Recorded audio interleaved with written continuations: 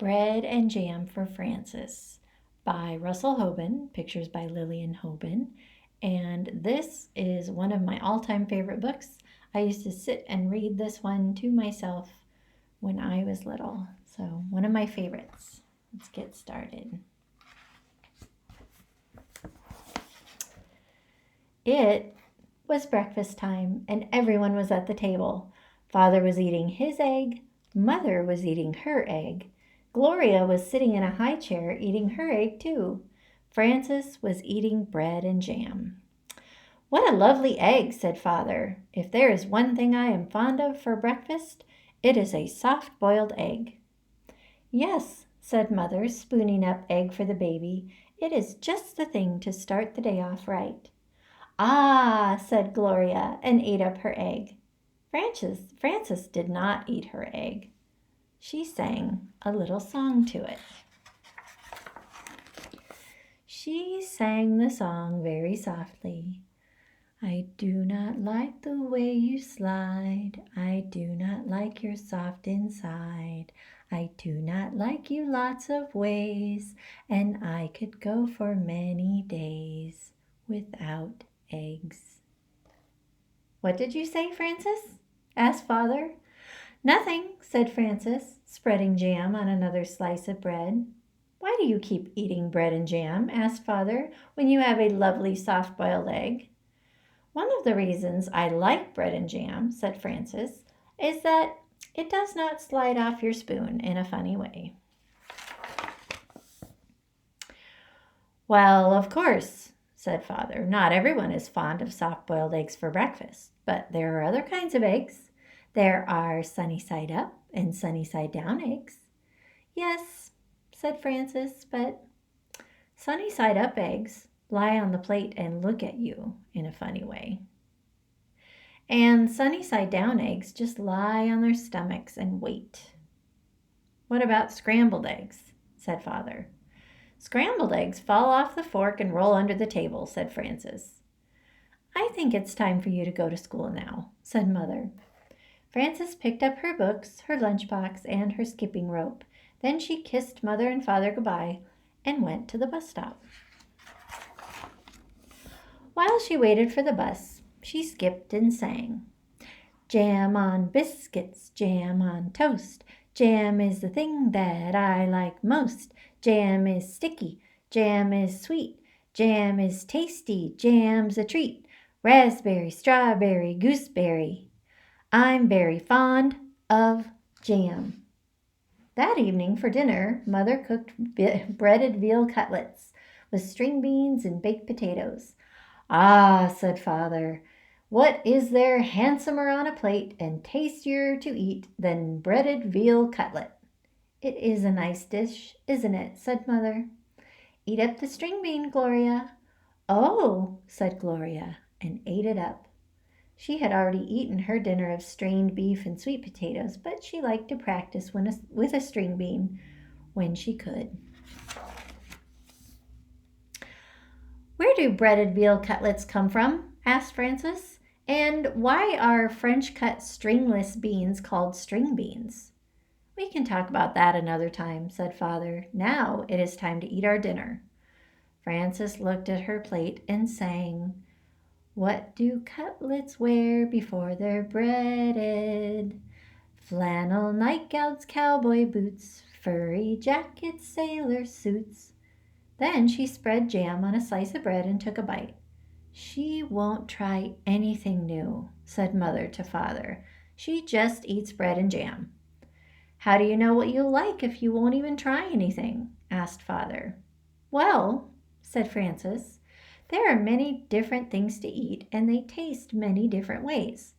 But when I have bread and jam, I always know what I am getting and I am always pleased. You try new things in your school lunches, said Mother. Today I gave you a chicken salad sandwich.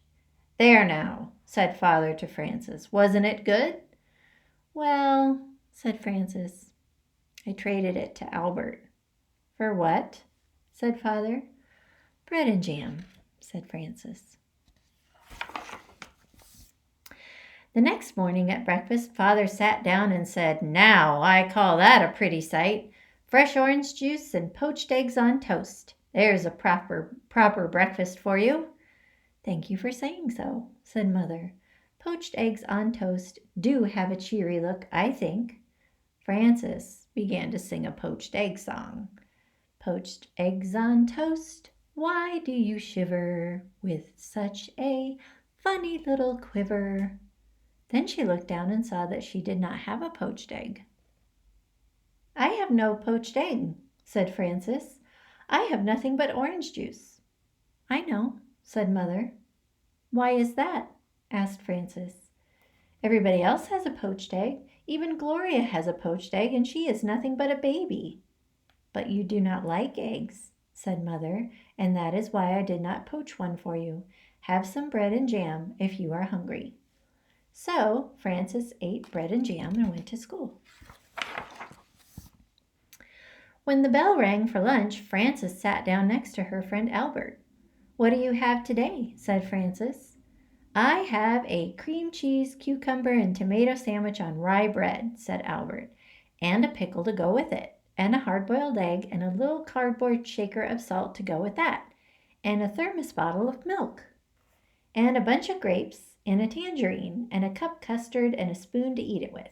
What do you have?" Frances opened her lunch. "Bread and jam," she said, "and milk." "You're lucky," said Albert. "That's just what you like. You won't have to trade now." "That's right," said Frances, "and I had bread and jam for dinner last night and for breakfast this morning." "You certainly are lucky," said Albert.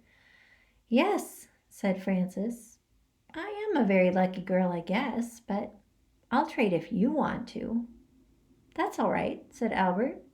"I like cream cheese with cucumbers and tomato on rye." Albert took 2 napkins from his lunchbox. He tucked one napkin under his chin. He spread the other one on his desk like a tablecloth. He arranged his lunch neatly on the napkin. With his spoon he cracked the shell of the hard-boiled egg. He peeled away the shell and bit off the end of the egg. He sprinkled salt on the yolk and set the egg down again. He unscrewed his thermos bottle cup and filled it with milk. Then he was ready to eat his lunch. He took a bite of sandwich, a bite of pickle, a bite of hard-boiled egg, and a drink of milk. Then he sprinkled more salt on the egg and went around again. Albert made the sandwich, the pickle, the egg, and the milk come out even. He ate his bunch of grapes and his tangerine. Then he cleared away the crumpled up wax paper, the eggshell, and the tangerine peel. He set the cup custard in the middle of the napkin on his desk. He took up his spoon and ate up all the custard. Then Albert folded up his napkins and put them away. He put away his cardboard salt shaker and his spoon. He screwed the cup on top of his thermos bottle. He shut his lunchbox, put it back inside his desk, and sighed. "I like to have a good lunch," said Albert. Frances ate her bread and jam and drank her milk. Then she went out to the playground and skipped rope. She did not skip as fast as she had skipped in the morning, and she sang, "Jam in the morning, jam at noon, bread and jam by the light of the moon. Jam is very nice."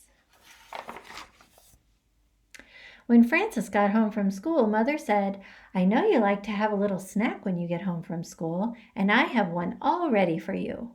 "I do like snacks," said Frances, running to the kitchen.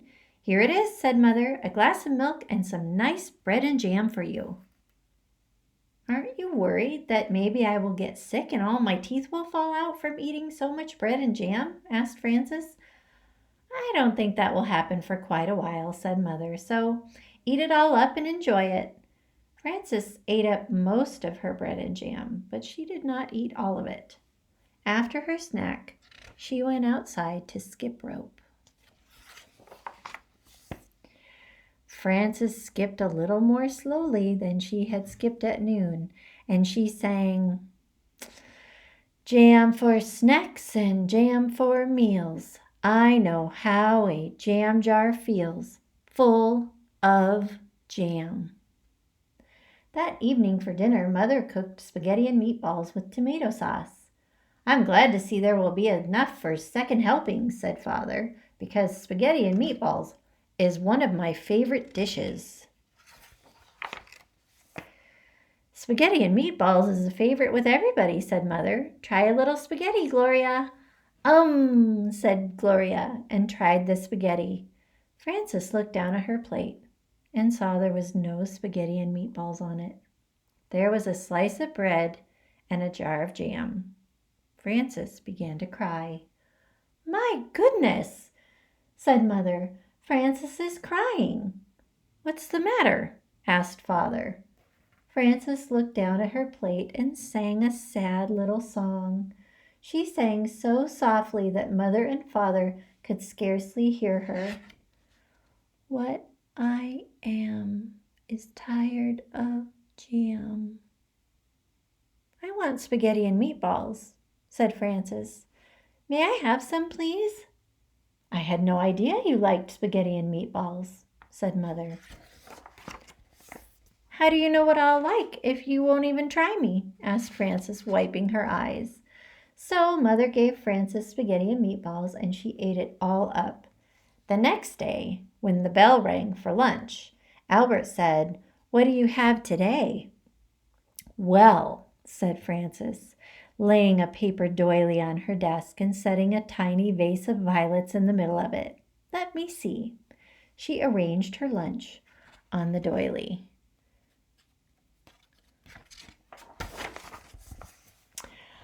I have a thermos bottle of cream of tomato soup, she said, and a lobster salad sandwich on thin slices of white bread. I have celery, carrot sticks, and black olives, and a little cardboard shaker of salt for the celery, and 2 plums and a tiny basket of cherries, and vanilla pudding with chocolate sprinkles and a spoon to eat it with. That's a good lunch, said Albert. I think it's nice that there are all different kinds of lunches and breakfasts and dinners and snacks. I think eating is nice. So do I, said Frances, and she made the lobster salad sandwich, the celery, the carrot sticks, and the olives come out even. The end. That is quite a fancy lunch, isn't it? Yum.